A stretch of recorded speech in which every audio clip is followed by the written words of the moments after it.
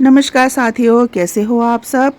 I hope कि आप सब ठीक ठाक से होंगे। तो थापा ब्लॉगर 1258 में एक बार फिर से आप सभी लोग का स्वागत है। तो साथियों, आज हम आगे हैं फिर से एक नया ब्लॉग लेकर, और इस बार का ब्लॉग में आपको हम ले चलते हैं एक रहस्यमयी जगह पर। और इस जगह का नाम है गुरु द्रोण शिवबाड़ी मंदिर, जो कि है गगरेट के अम्बोटा नामक जगह में। तो साथियों, हमने सुबह के ठीक 8:30 बजे अपना सफ़र शुरू कर दिया। हम धर्मशाला से कांगड़ा रानीताल बनखंडी के रास्ते होते हुए देहरा पहुँचे, और देहरा से भरवाई, और भरवाई से मुबारकपुर, और मुबारकपुर से ही मात्र 4 किलोमीटर की दूरी पर है शिवबाड़ी मंदिर, जो कि गगरेट के अम्बोटा नामक जगह में स्थित है। यह जो मंदिर है जिला कांगड़ा के धर्मशाला से करीब करीब 90 किलोमीटर के आसपास है, और लगभग 3 घंटे में हम यहाँ पहुँच गए। हम यहाँ पर थोड़ी देर के लिए रुके और ताज़ी ताज़ी हरी हरी फलियाँ भी ले ली, और इस लड़के से आगे जाने का पता भी पूछा, और अपना चैनल भी सब्सक्राइब करवा दिया। और मेरा ही चैनल अभी ये देख रहा है। इस लड़के के बताए हुए रास्ते पर जाकर आखिर हम पहुंच गए शिवबाड़ी मंदिर के बिल्कुल बिल्कुल करीब। ये रहा टेढ़ा सा खड़ा शिवबाड़ी लिखा हुआ बोर्ड। बस ये बोर्ड जो है वो मेन रोड पर ही, मेन रोड के किनारे पर ही लगा हुआ है। थोड़ा सा आगे जाने पर हमें मेन गेट मंदिर में एंट्री करने का मिल जाएगा। अब हम इसके अंदर एंट्री करते हैं। इसके आगे एक और गेट मिलेगा जहां पर लिखा होगा गुरु द्रोण शिवबाड़ी मंदिर।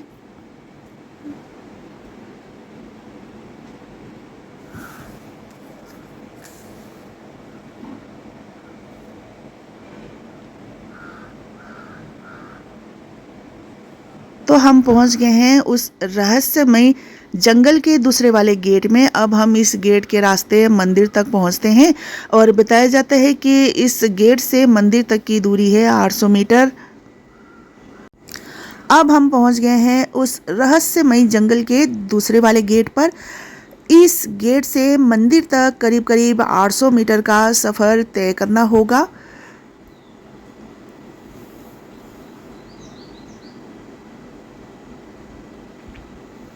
तो सबसे पहले इस रहस्यमय जंगलों की बात करते हैं। कहते हैं कि यहाँ की लकड़ी सिर्फ शव जलाने के काम आता है। शव के अतिरिक्त यहाँ धूना जलाने के लिए भी प्रयोग में लिया जाता है। यहाँ के जो स्थायी निवासियों का कहना है कि कई सालों पहले एक सैन्य टुकड़ियाँ अभ्यास के लिए इस जंगल में आए थे। उस दौरान उन्होंने यहाँ की लकड़ी जलाकर खाना बनाकर खाया था। लोगों ने काफ़ी मना किया, पर फिर भी वह नहीं माने। पर जब वह टुकड़े वापस जाने लगे तो उनकी गाड़ी जो थी वो गहरी खाई में गिर गई थी। तो बाद में सेना के कुछ अधिकारी यहाँ पर पहुँचे थे, तो लोगों ने इस जंगल की जो खासियत थी वह बताई। तब से सैनिक लोग यहाँ पर अभ्यास के लिए दोबारा कभी नहीं आए। बताते हैं कि इस रहस्यमयी जंगल की लकड़ी को गांव वाले भी अपने घरों पर नहीं लेके जाते हैं। जिसने भी ले जाने की कोशिश की उसके घर पर कुछ न कुछ अनिष्ट हो ही जाता है। तो यहाँ की लकड़ी जो है यहीं पर सड़ गल जाता है, पर कोई हाथ तक नहीं लगाता है। यहाँ तक कि फॉरेस्ट डिपार्टमेंट वाले लोग भी यहाँ की जंगल को हाथ नहीं लगाते हैं। एक बार बाहर से कुछ पर्यटक यहाँ पर इस मंदिर पर आए थे, और यहाँ के सुंदर सुंदर बेल को देखकर तोड़कर अपने घर पर ले गए थे। बताया जाता है कि उसके सपने में सांप ही सांप दिखाई देने लगे। तब उन्होंने उस टहनी को इसी जंगल में वापस छोड़ा था। तब से उनके सपने में सांप दिखाई देना भी बंद हो गया था।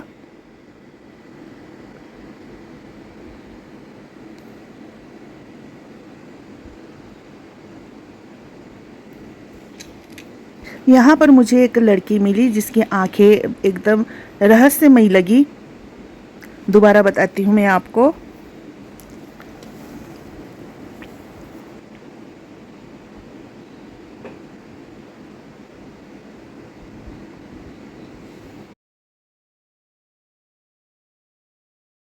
आखिर हम रहस्यमय जंगल को पार करके पहुंच गए हैं मंदिर में।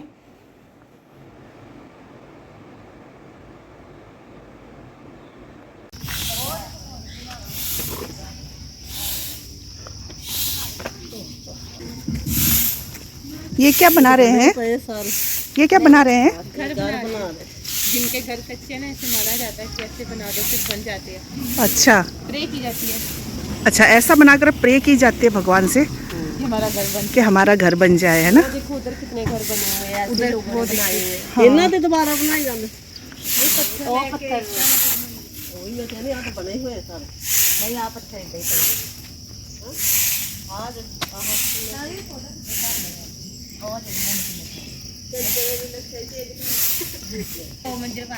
ਦੇਖੋ ਤਿਆਰ ਹੋ ਜਾਏ चलो, आपका घर भी तैयार हो जाए। ये from नेपाल। नहीं, हिमाचल, धर्मशाला। तो आखिर लीजिए हम पहुंच गए हैं गुरु द्रोणाचार्य जी की नगरी में। हमारा सौभाग्य है कि हमें इस पावन भूमि पर आने का सौभाग्य प्राप्त हुआ, क्योंकि इस भूमि पर भगवान भोलेनाथ जी बाल रूप में गुरु द्रोणाचार्य जी की पुत्री ययाति के साथ खेलने आया करते थे। ये वही गुरु द्रोणाचार्य जी है जिन्होंने त्रेता युग में पांडवों और कौरवों को शिक्षा इसी भूमि पर दी थी।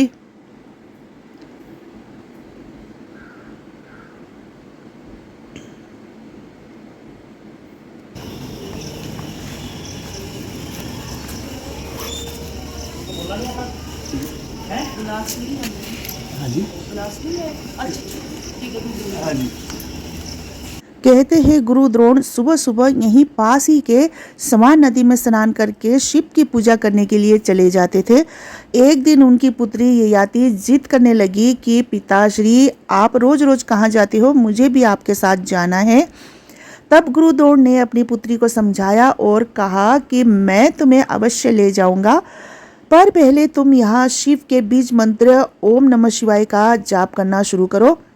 तब पुत्री ययाति ने बड़ी श्रद्धा और लगन से जाप करना शुरू कर दिया, जिसे देख भगवान भोलेनाथ बहुत ही प्रसन्न हुए और एक बालक के रूप में ययाति के साथ खेलने आने लगे। एक दिन गुरु द्रोण की पुत्री ने अपने पिताजी को बताया कि उनके जाने के बाद एक जटाधारी बालक उसके साथ खेलने के लिए रोज आता है। तब गुरु द्रोण ने उस रहस्यमयी बालक को देखने का निश्चय किया। रोज की भांति वह पूजा करने के लिए जाने लगा, पर न जाकर वहीं कुछ दूरी पर छुपकर उस बालक को देखने लगा। जब बालक खेलने के लिए आया तब उन्होंने अपनी दिव्य दृष्टि से भगवान भोलेनाथ को पहचान लिया था। तब गुरु द्रोण भाग कर गए और भगवान शिव के चरणों में गिर गए और इस लीला के बारे में बताने की प्रार्थना करने लगे। तब भगवान शिव कहते हैं कि उनको बच्ची ने बुलाया और उसे आना ही पड़ा। यह देख पुत्री ययाति उन्हें हमेशा के लिए अपने साथ रहने का आग्रह करने लगी। तब भगवान शिव बोले वह हर वर्ष यहाँ आया करेंगे और उस स्थान पर उनका हमेशा वास रहेगा। तब गुरु द्रोण ने इस पिंडी का निर्माण किया और भगवान भोलेनाथ इसी पिंडी में समा गए। जब भोलेनाथ इस पिंडी में समाये थे तब उस दिन था बैसाखी के बाद का दूसरा वाला शनिवार। मान्यता ये है कि इस शनिवार को जो भी यहाँ पर सच्ची श्रद्धा और लगन से आते हैं उसकी मनोकामना, हर इच्छा जरूर ही पूरी होती है। आइए आपको हम ले चलते हैं अब उस जगह पर जहाँ पर बहुत ही खूबसूरत साधु संतों की समाधियाँ बनाई गई हैं।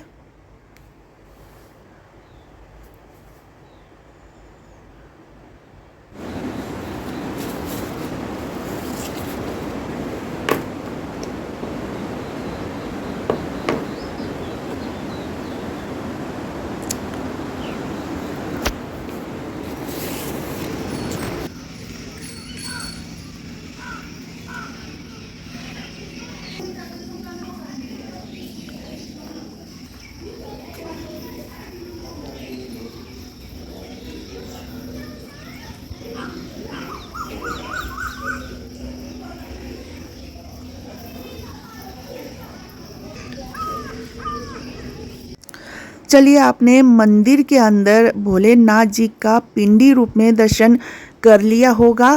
अब हम इन समाधियों से आगे की तरफ चलते हैं। अब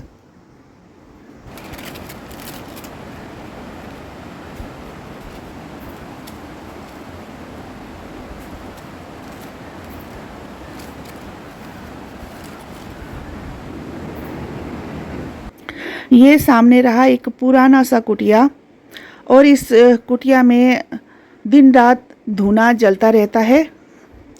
अब हम इस कुटिया से आपको नीचे की साइड ले चलते हैं, जहाँ पर बताया जाता है कि एक पुराना सा कुआं भी है, और कुएं के साथ एक बड़ा सा मेला ग्राउंड है, जहाँ पर हर वर्ष मेला लगता है। और ग्राउंड के साथ साथ 3 या 4 शमशान घाट भी है।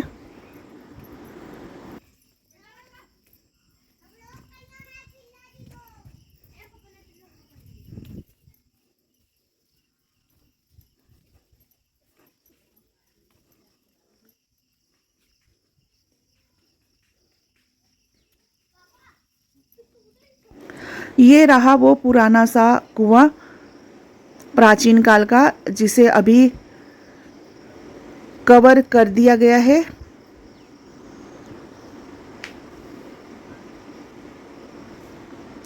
और कुएं के साथ एक बड़ा सा ग्राउंड है, ये वाला, जहां पर हर वर्ष मेला लगता है।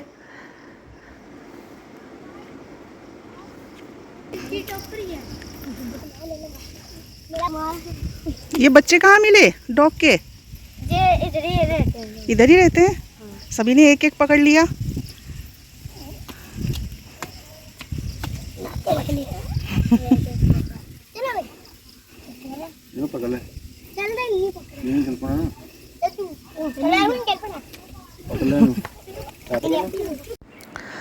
अब हम बैठते हैं इस सुंदर सी वाटिका में, और थोड़ी देर के लिए ही सही गुरु द्रोण जी की नगरी में, जहाँ भगवान शिव बाल रूप में पता नहीं यहाँ वहाँ कहाँ कहाँ खेले थे, उसी जगह में हम भी उस पल को इमेजिन करते हुए खो जाते हैं और एकटक निहारते हैं इस अद्भुत और रहस्यमयी जगह को, जो वाकई में दिल को बहुत सुकून देने वाला है।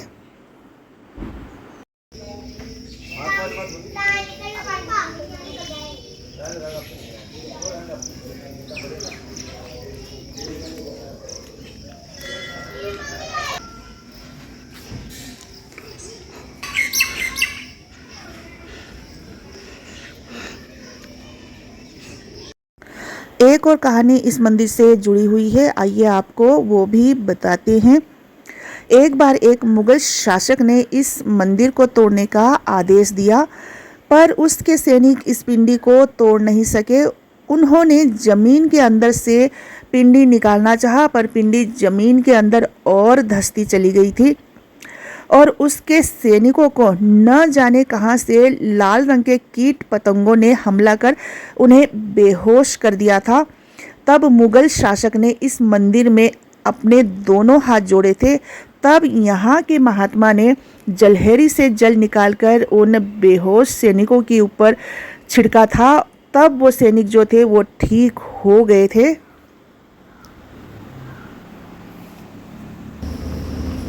पता नहीं।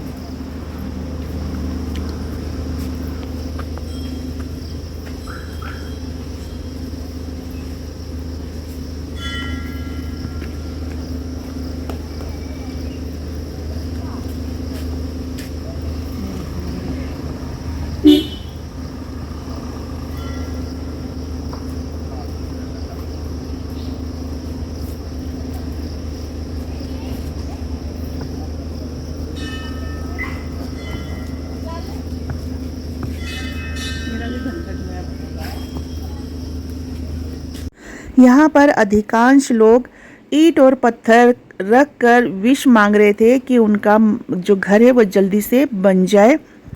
तो ऐसे में मैंने भी विश मांग लिया कि मेरा भी पक्का मकान हो जाए, एक घर हो जाए।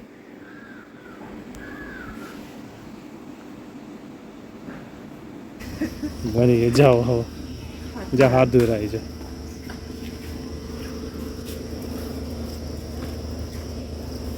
अच्छा पानी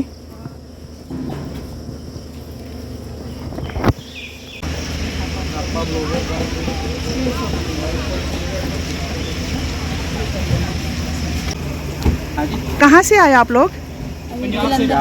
पंजाब कौन सी जगह? जलंधर से। अच्छा, आज यहीं पे रहोगे कि जाओगे? चले जाना दर्शन करके।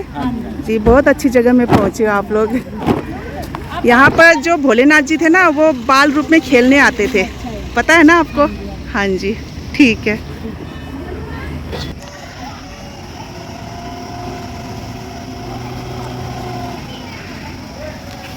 अच्छा, थापा ब्लॉगर 1258। सब्सक्राइब करिए। थापा ब्लॉगर 1258। मामी कुछ बोलना चाहते? आपने कुछ बोलना है? मामी आयो। नहीं सब्सक्राइब करूँगा। अच्छा, तो साथियों, ये था हमारा आज का ब्लॉग। आशा करती हूँ कि आपको ज़रूर पसंद आया होगा।